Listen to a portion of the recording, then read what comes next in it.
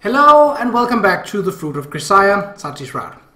In the last episode, the students of Mihammer Academy, well, what's left of it, prepared in their own way for another week of holiday as the principal Tachibana was preparing how to hold the achievement test that was planned way before the summer holiday.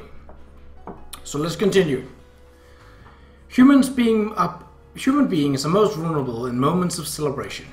Growing up in a house where a thoughtless smile on my face could earn me a punch to the jaw, I figured that much out before I even graduated from elementary school.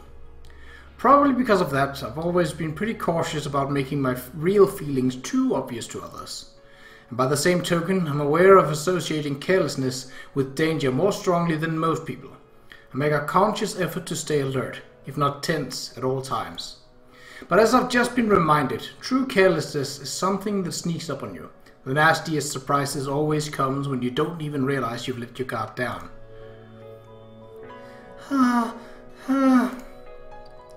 Jerked involuntarily out of a light sleep, I hear harsh, gasping breath nearby. It doesn't take long for me to realize that it's Sachi. I instantly reach over and shake her trembling body. Sachi, wake up, Sachi. When I call her name, her eyes slide open quickly enough. Sachi. Good morning, Yukon.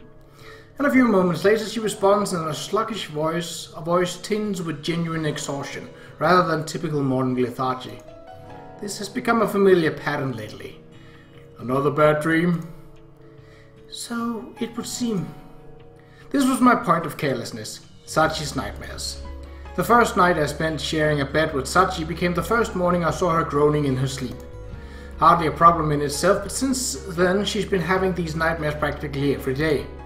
And with each passing morning her suffering seems to be growing worse. When her squirming finally grows strong enough to rouse me, I quickly reach over and shake her awake. Recently this has become almost routine. Sachi closes her eyes and waits motionlessly for her breathing to grow calm. Is your throat dry? Need something to drink? No, I'm alright. Slowly sliding off the bed onto her feet, she makes her way directly to my bathroom. This clear exhaustion after the fact is a recent development. At first she quickly returned to normal, so energetic and cheerful that I'd all but forget about her tossing and turning. Because of that, I was slow to pick up on the fact that something was seriously wrong. But recently her poor sleep has begun to take its toll. In the last few days she's not been noticeably absent-minded and inattentive, frequently spacing out at random moments. I feel much better now that I've washed my face. Sachi returns from the bathroom a few minutes later, looking slightly more awake. Can you remember what the dream was about today? No, I'm afraid not. I do have the feeling that I saw an unpleasant dream, but I can't recall the precise contents. I see. This response is familiar as well. Sachi is aware of the nightmares, but so far she hasn't been able to remember the specific details after waking up. In any case, it's about time you left for your daily running, isn't it? Yeah, but... I'm quite alright, Yukon. Please do go ahead with your normal routine. Sachi. I'll have breakfast waiting by the time you return. Alright. When Sachi's like this, the world's longest lever couldn't botch her. Trying to push the issue wouldn't be productive. Reluctantly, I leave my room and head out for my run. Nightmares, huh? Alone on the rooftop of the dorm, I mutter the word to myself. Sachi's gone out shopping for daily necessities. Finding myself with a little free time on my hands, I wandered up here to think things over. Mental exhaustion is a hell of a lot harder to deal with than the physical kind. Doesn't always show on the face. Sachi told me she was quite alright. It didn't look like she was consciously telling a lie. But that just means the girl isn't fully aware of what these nightmares are doing to her. If anything, that makes the situation all the more troublesome. I need to take action quickly. Bad dreams occur more often when there's something weighing on your mind. This constant barrage suggests Sachi is deeply troubled by something on a subconscious level. To resolve this cleanly, I need to identify the specific cause of those nightmares. but given that she can't provide me with any information on the content, I don't have many clues to work off. I'm not sure where to begin. Just one of those pointless huge boobs of Armani made of, anyway. The hell? Rudely pulled out of my ruminations, I turned toward the unexpected interloper. Machina standing a few feet behind me with a shit-eating smirk on her face. How's that? Were you shocked at our superb sync rate, Yuuji? Yeah, synchronization rate approximately 2%. Astounding, in a way. Oh, you're kind of a buzzkill, you know that? Well, what are you doing up here? Oh, I noticed you up here on my way to buy some juice, so I decided to practice my dubbing. That effect. How about that you then, Yuuji? Busy naveling, maybe? I'm going to guess she means navel gazing. Not really, just thinking about something. Something on your mind, eh? Wondering about the wallpaper on Yumi-chan's PC? Definitely a point of curiosity, but no. In that case, I guess it's Sachi. What makes you think that? Come on. You might as well say my head's stuffed full of Sachi written on your face. After arriving at this school, I've been thoroughly reminded that a woman's intuition can't be underestimated. Since I've run into something of a dead end here, maybe it wouldn't be such a bad idea to try relying on that natural female perceptiveness. Machina, my friend, I have a favor to ask of you as a woman. What? I appreciate your feelings, Yuuji, but I can't betray my best bro Sachin, you know? Sorry to ruin this spectacular fantasy, but I'm not looking for anything like that with you. I guess my mind reading skills aren't quite there yet. Okay, no matter how desperate I might be, turning to Machina for advice might have been a little rash. But then again, she's the same age as Sachi, and the two of them are very close. Sachi might spend more time with Michiru, but her relationship with Machina is more of a straightforward friendship. In other words, there's a decent chance the girl has the information I need. Alright, Machina. Allow me to rephrase that. I have a favor to ask of you as Sachi's best friend. Oh? You sure got an intense look on your face here all of a sudden. What do you need? I need you to answer a serious question. Has Sachi talked to you about having nightmares recently? No, at any point since he transferred in. Nightmares? Anything comes to mind? Even just dreams in general. Try to remember. I talk with Sachi about all sorts of stuff, but I don't think she's ever mentioned anything about dreams. Have you ever seen her groaning or thrashing around in her sleep then? Unfortunately, I can't say I have. I see. Hold on, that's right. What? You remember something? Yeah, when we went to visit Sachi in the hospital after we found her, we did see her having a pretty nasty nightmare. Just the one time. Did she say anything in her sleep? I think she was yelling, "I'm sorry," a bunch of times, and at the end something about mommy and daddy. I see. Is something wrong with Sachin? Apparently my concern is pretty transparent. Machina peers up into my face with an anxious expression. She's just been having a lot of bad dreams lately, so I wanted to gather any information I could. It's nothing you need to worry about. Well, that's true, but I'm counting on you to help Sachin out if she's having a rough time, Yuuji. Yeah, leave it to me. I drop a hand onto Machina's head and ruffle her hair around a little in my usual way. Okay. Okay then, I'm gonna go buy some juice and feed my crawfish. Her expression returning to a reassured smile, Machina shows me the jumble of coins in her hands, then trots back inside to the dormitory. I'm sorry, and mommy, daddy, huh? I had my suspicions, but those key words make it pretty clear. The dreams have been connected to the accident that occurred on her birthday. Sachi decisively stated that she still loves her parents, despite their cold attitude toward her near the end. I'd taken that to mean Sachi had reached some sort of personal closure over what happened, but apparently that was a wishful thinking on my part. And if Sachi's memories of the past are the cause of her current suffering, JP's executive summary isn't going to be enough. I'm going to need more detailed information about what happened back then.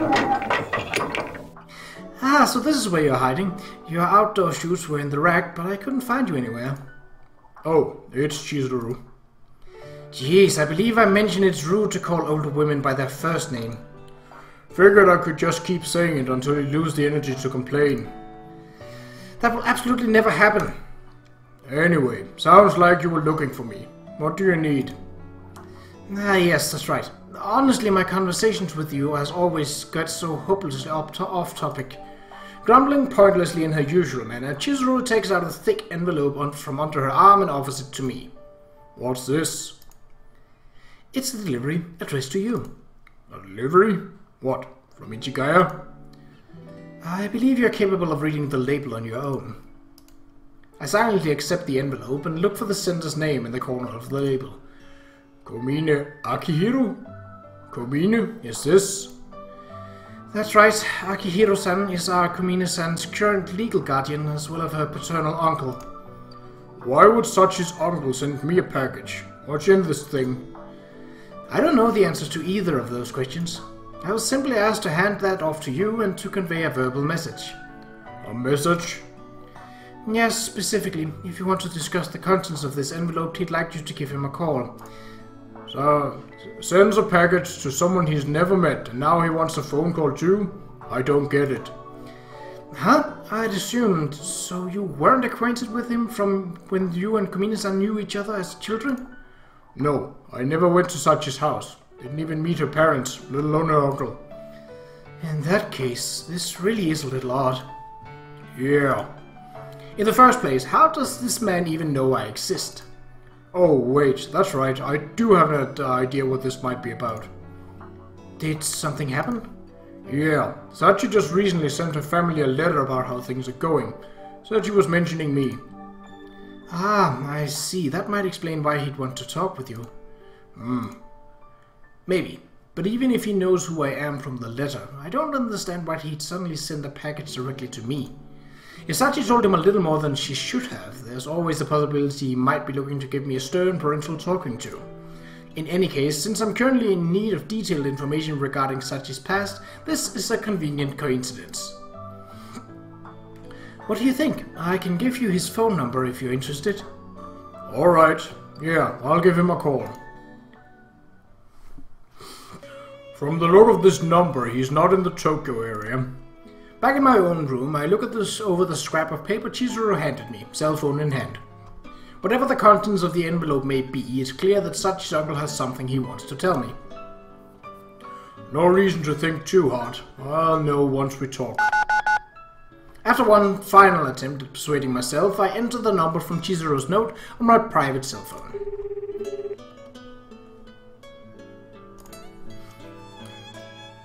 Hello, this is Komine. When the call connects, I hear the voice of a seemingly mild-mannered middle-aged man on the other end of the line. Am I speaking with Komine Akihiro-san? Yeah, I'm Akihiro, but would this be Kasami Yuuji-kun by any chance? Yes, I apologize for not introducing myself. That's alright. Anybody would be a little wary when someone they've never met asked for a phone call. I appreciate your understanding. So then, have you taken a look inside that envelope yet? No, I thought it might be best to hear what you have to say first. Guess that makes sense. Okay then, could you open it now? Certainly. As instructed, I rip open the thick envelope Principal Tachibana handed to me on the rooftop. Inside I find a single metal key, weathered with age. This would seem to be... You found a key inside, yes? Yeah, that's correct. That right there unlocks the workshop next to Sachi's old home. The workshop? Yeah, thought I'd entrust that to you. I understand what you're saying, sir, but why would you give this to me? Ah, right, sorry. I guess I should have started from there. I appreciate some clarification, yes. You see, Kasami-kun, I was a little more than shocked to a certain letter I received recently. Shocked? Yeah, the last time I talked with Sachi was just after the incident where she went missing. At the time, I ended our conversation by asking her to try and come back home over summer break if she had the chance. But the Obon festival came and went, and we didn't hear so much as a word from Sachi. The missus and I were getting pretty worried there. We were just thinking about giving her a call from our end when that letter arrived. And when we actually opened it and read it, we were just about bowled over. Her sentences were as bright and lively as they used to be way back when. She wrote all about her friends and the memories she made at that school of yours. And at the end of the letter she wrote, "In short, I'm very happy right now." You don't say. That's not all. She also told us about reuniting with a boy she used to play with as a child, about becoming his girlfriend. Clearly something she was quite happy about. Sachi wrote very passionately but just about how amazing this young man was. That being you, Kasami-kun. I see. So that's how you learned about me. Yes. I think you're probably aware by now, but the girl witnessed a terrible accident at a very young age, and ever since she's been completely incapable of refusing the request of others. And after a thorough evaluation, they told us that almost robotic obedience would make it extremely difficult for her to safely attend a normal school. We had no choice but to transfer her to Mihamon Academy. Yes. So, given all that, I think you can imagine how much of a shock it was to receive a letter like that from her. And if I'm not mistaken, the one who changed Sachi would be you, Kasami-kun. No, I only gave her the opportunity to realize something about herself. If the Sachi you knew has changed, Akihiro-san, it is entirely the result of her own efforts. I see. In that case, allow me to express my gratitude. Thank you, Kasami-kun. As I said, you really don't owe me any thanks. You're pretty humble for such a young man. You're very kind, sir. Well then, as for the specific reason I sent you that key, the truth is, there's something we never told Sachi. Is that so? Yeah. Were you aware of the accident that traumatized Sachi occurred on her 10th birthday?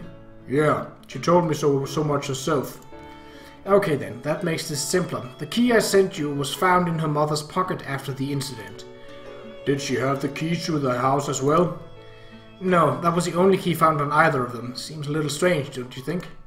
I have to agree, yes. Typically, people keep their most frequently used keys together on a single ring. And since her parents had left the house, presumably planning to bring their daughter back home, grabbing the key to their workshop didn't really make sense. I paid a visit to my younger brother's house a week before his death, and I still remember what he said to me. I'm going to have some news that'll make your jaw drop pretty soon, Akihiro. Your jaw drop? In the end, I never heard the details, but it seemed like he was up to something in the workshop. Are you saying you haven't entered the workshop yourself since the accident? I was occupied with my younger brother's funeral and the hospitalization of Sachi's mother, so I didn't get around to using that key for quite a while. What was inside? Has Sachi told you that her relationship with her parents wasn't going well? Yeah. From what she told me, the family business was featured on television, things became very busy, and they stopped paying much attention to her. That's right. They were so short-handed over there that I actually ended up running over to help out quite a few times. Is that so? Sachi's father was the youngest of 3 brothers in my family, and to be honest, we all kind of pampered him. So he was always saying that any kid of his would be spoiled just as rotten. And in fact, he used to cancel jobs and delay orders constantly so he could spend time with that daughter of his. Sounds like quite a doting parent. When I opened the door to that building, I understood exactly why he'd abruptly turned into such a workaholic for the last year of his life. And you're saying Sachi doesn't know? The girl was completely convinced the accident happened because she was naughty, you see. Right after the accident, even talking about her parents was enough to make her sick to her stomach. That's how intense her sense of guilt was. The psychiatrist ended up advising us not to take her anywhere near her old home. But I knew she'd be ready to face the truth eventually, so I made sure that workshop stayed exactly as it was. That might sound noble, but my brother earned a few patent patents in his day. I've just been using that income to pay the property taxes. It's been sitting like that ever since the day of the accident? That's right. But if Sachi can write a letter like that now, I think she might be nearly ready to take a look for herself. And therefore you sent me this key? Yeah. Kasami-kun, you probably understand Sachi better than anyone else right now. If you decide it's necessary, I want you to use that key. Are you really comfortable leaving something this important to my judgment? Well, mainly just the intuition of a married man, but Sachi trusts you very much indeed. Reading that letter was enough to convince me of that. And that's why I think you're the only one who can make this decision. I guess you might be a little stunned getting all this thrown at you at once, but Sachi is very precious to us. We want very much for her to live the happiest life she possibly can. If you feel the same way, I want you to have that key. Alright, in that case I'll accept it. Good to hear. Looks like I made the right call in sending it to you. What makes you say that? Oh, just parental intuition. If you say so. I feel a little bad about asking you for so many favors in our very first conversation, but the next time Sachi finds the opportunity to visit us, please come with her. The missus and I would be very happy to have you in our home. Of course, I'd be honored. Right, okay then. Thanks again, Kasami-kun. Yes, and thank you, sir. As our call comes to an end, I give a pointless little bow of the head to Sachi's uncle. Can't help but to offer a little respect to a man who shows such sincere trust in a youngster he's never even met. Most likely Sachi and her parents had their signals crossed, and everything should have been cleared up that very day. I vaguely suspected something of the sort, but Kumine Akihiro's story has left me pretty firmly convinced. From the sound of things, there's a decent chance that workshop holds the answer that will unravel Sachi's painful misunderstanding. Assuming that these nightmares are connected to her sense of guilt about the past, I'll almost certainly need to take my chances and make use of this key. That said, right now, I don't think Sachi could accept what she'd find there.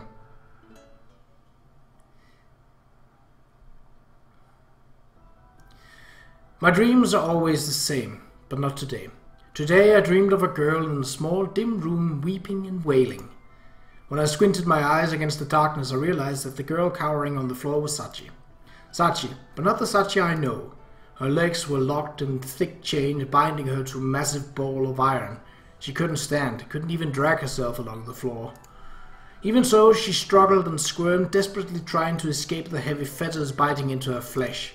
But no matter how hard she tried, the cold iron wouldn't yield. Every twist and turn only brought more anguish. In the end, she stopped trying. Sachi was sealed in that gloomy prison with no chance of escape, and I was powerless to help her. I could only watch her, exhausted and hopeless, slowly wasting away. Oddly enough, I'm freed from that despairing nightmare by the same thing that announced its arrival, the sound of Sachi screaming. No! The ear-splitting shriek jolts me awake, adrenaline coursing through my veins. What is this? Why did this happen? Twisting to my side, I immediately understand that the final scream was all too real. No, no, no, no, no, no! Sachi's clutching her arms as if to embrace herself. Her clenched teeth audibly chatter against each other. Hold on, this is... It doesn't take long for me to realize the abnormality of the situation. Sachi admitted that she's been having nightmares lately, and I knew they were leaving her dispirited and exhausted. As of yesterday, the situation didn't seem like an outright emergency, but these symptoms are all too clearly something else entirely. She's experiencing pain and terror well beyond what a mere bad dream can offer.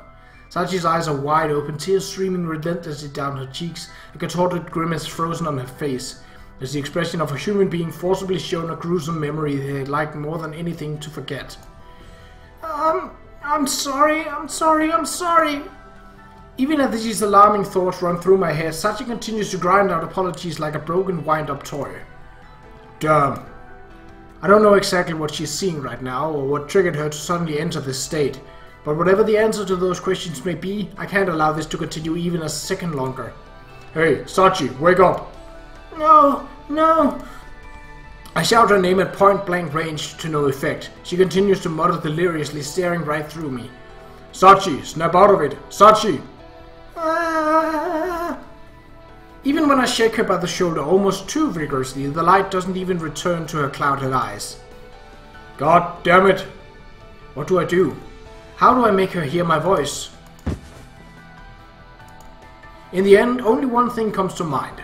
Wrapping my arms around Sachi, I envelop her in a gentle hug. It's alright. It's alright. Keeping my voice as calm as possible, I whisper reassuring words in her ear, just like my master used to do for me. Using the simple warmth of my body, more real than words can ever be, I speak directly to Sachi's heart. In time, Sachi's previously frantic breathing begins to slow and the violent trembling of the body gradually subsides.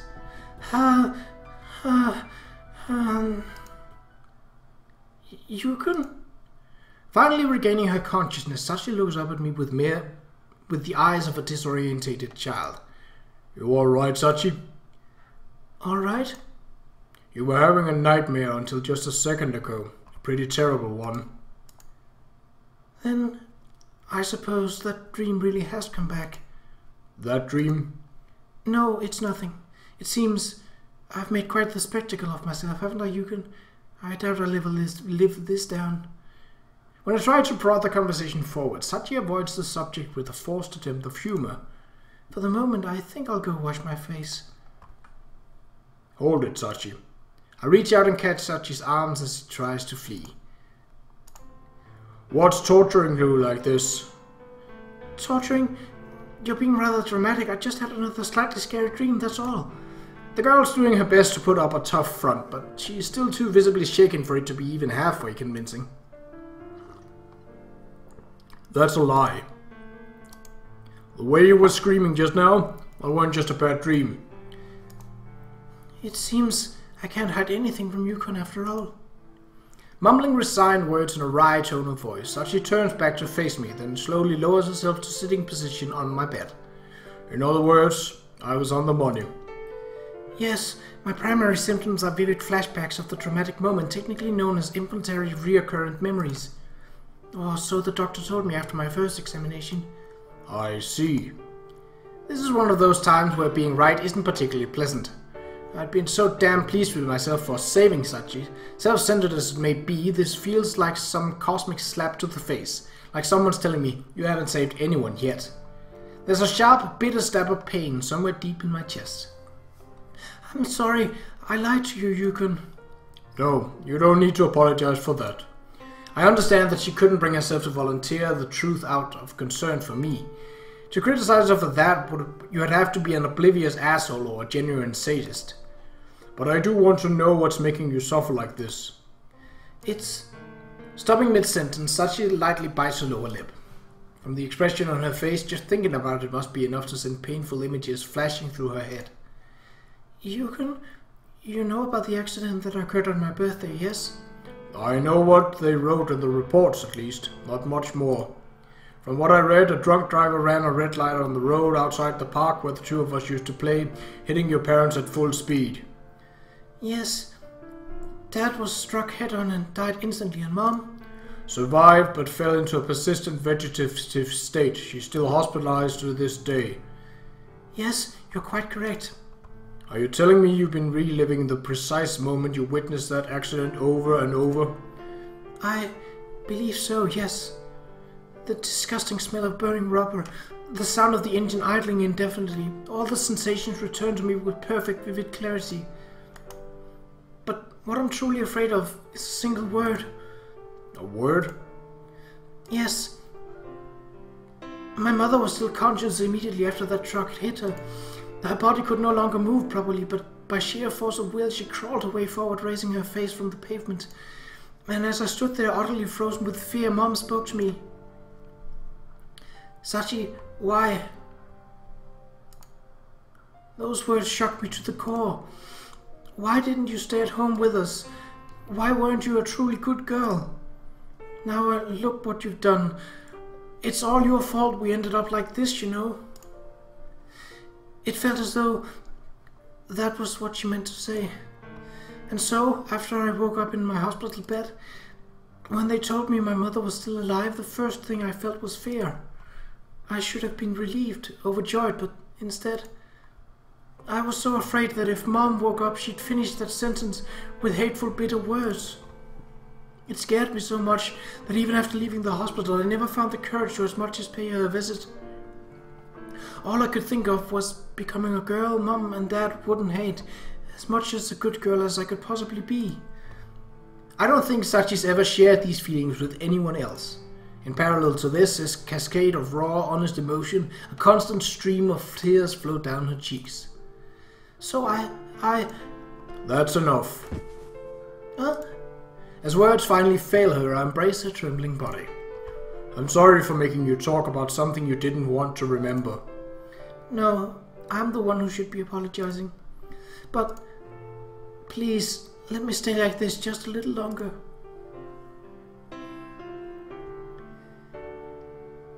Thank you. I'm alright now. A little after the sun begins to peak above the horizon, Sachi lifts her face from my chest and smiles at me. You're not lying this time, are you? No, I'm not. Thanks to you, I've managed to recharge my emotional batteries. All right. Determining that her smile isn't artificially plastered on her face, I slowly release Sachi's body. I must say, it always makes me very happy when you pat me on the head, Yukon.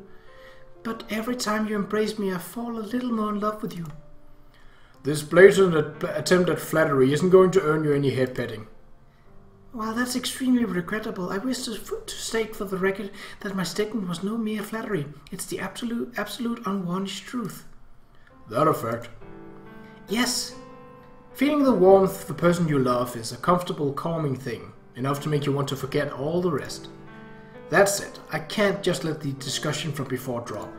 I hesitate awkwardly, unsure how to proceed, but after a moment of silence, Sachi resolves my dilemma by speaking first. That dream must be my punishment. Punishment? Yes. As I mentioned the other day, Mom and Dad had been cold ever since their work grew busy. But on the day of that accident, they were so affectionate it was as if none of that had ever happened. Affectionate, huh? Yes. When I woke up that morning, I noticed that I couldn't hear the machines running in the workshop next door like they always were. Curious, I poked my head into the living room. Mom and Dad were sitting side by side at the table, waiting for me. They told me that they wanted to celebrate my birthday together, just as we used to. For a moment, I was simply dumbfounded. Why were the two of them being so nice to me all of a sudden? Was this a dream, perhaps? But soon enough, I realized that it had to be reality. And at that point, I grew very angry. Why now? They ignored me for so long, no matter how hard I tried. Did they really think showing a little affection on my birthday would make up for that? Such thoughts quickly filled my head and I burst out of the house. And I ran until I reached the park where I promised to wait for you, Yukon. As the day grew into evening and I didn't return, my parents must have grown worried. They came looking for me and so... I see. That explains how Sachi convinced herself the accident was her fault. No matter how deeply I regret my actions, no matter how hard I try to be a good girl, I can never undo what happened on that day. The reality of that accident just won't disappear. Nor the fact that my own unspeakable childishness made it happen. Had I simply listened to my parents that morning, that tragedy couldn't possibly have taken place. Therefore, Mom and Dad must surely bear a grudge against me as a cause of their awful misfortune. So long as some part of me feels that way, I believe I'll keep on seeing these dreams.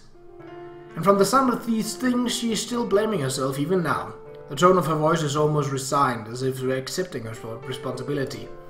But that doesn't mean she's come to terms with what happened. She's simply despaired over ever finding forgiveness. The proof is written on her face. Even as Sachi speaks calmly of the past, her expression is filled with bitter regret. Alright, I understand where this is coming from. But there's still one thing I don't get. Up until just recently, I'm pretty sure you weren't having daily nightmares, let alone traumatic flashbacks. What happened? Do you have any idea why they've gotten so bad? Most likely it's because I found happiness. I was only truly tormented by the flashbacks for a brief period immediately following the accident. After I decided to redeem myself by becoming the good girl my parents deserved, the frequency of my nightmares decreased steadily over time. But then I was reunited with you in this school. Thanks to you, I realized my mistake. I rediscovered the simple joy of spending time with people I care for. And once again, I started to see the nightmares. In that case, perhaps Mom and Dad are simply angry at me. In other words, you're saying your parents don't want you to be happy. Of course, this may be nothing more than an arbitrary delusion of mine, but after they suffered so much, why should I alone be smiling? I destroyed my own family's happiness through sheer selfishness. Do I really deserve to be happy? They're telling me not to forget that day. Or so it feels to me. Alright, I understand. I committed the sin of disobedience. My selfishness led directly to that incident. Of course, my parents would resent my happiness. Her father's dead, her mother's still asleep in a hospital bed. They can neither confirm nor deny that belief, let alone offer Sachi their forgiveness. With no possibility of resolution, your sense of sin swells grotesquely inside you like an ugly black tumor. I really do understand. The circumstances were very different, but I carry similar feelings about the death of my own parents. Unless you know a way to turn back time, the debts you owed, the debt can never truly be repaid. They can never accept your apologies or excuses. Sachi too realized that harsh truth. Desperate to escape the torture of her flashbacks, she reduced herself to a shell of a human being. Numbing her own feelings, she overrode the identity with that of the good girl. And it worked. The nightmares left her. But thanks to my meddling, Sachi's returned to normality. Once again, she's defenseless against her dreams. It makes sense.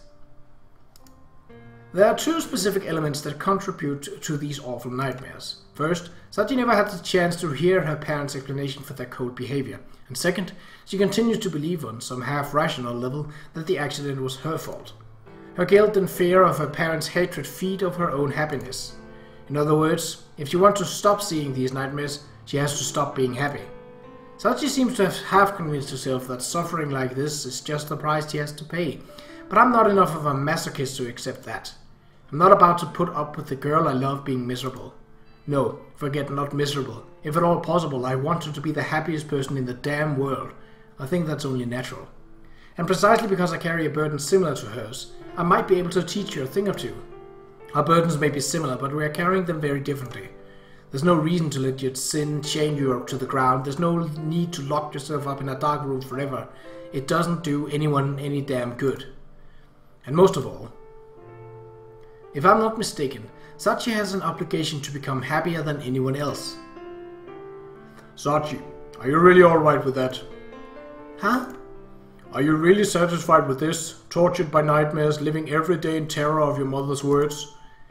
Well, caught off guard by my challenge to the status quo, Sachi casts her eyes down in bewilderment. She can't find the words, but the answer's written on her face.